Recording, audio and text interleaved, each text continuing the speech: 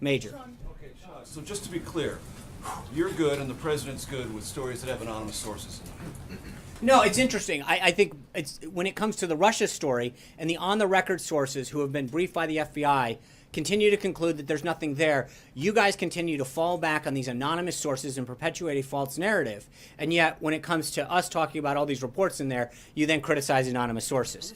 No, it's just interesting, the sort of the double standard that exists when it comes to us citing stories, when it comes to, and then how you intend to use them. So let me ask you what the president said last night. He was asked by Tucker Carlson, you're in charge of the various intelligence apparatus that report to you. You can Right. ask them. And You said can, was and you would be no, getting in the can middle. I ask my question? Yeah. He said he was reluctant to do that. So let Right. me just put two things together. Earlier this week you told us when asked, has the president directed the Justice Department to collect and distribute information to the various relevant congressional committees? If I remember your answer correctly, it was no, we hadn't That's right. given that specific direction. Has that changed? Has he now directed No. the Justice Department? And is he asking himself for the intelligence agencies that report to him to provide him specific answers to these underlying questions that are separate from the No. reportage you're citing? No. Why not?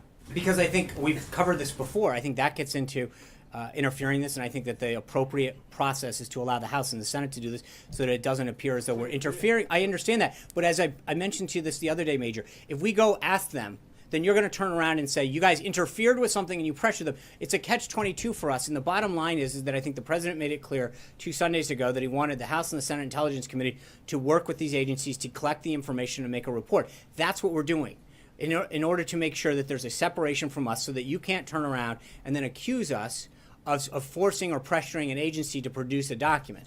We're asking them to go through the process of the separation of powers and actually going to those different entities. The Department of Justice said yesterday they want an additional week, and we're allowing that process to play through. Got it? Abby?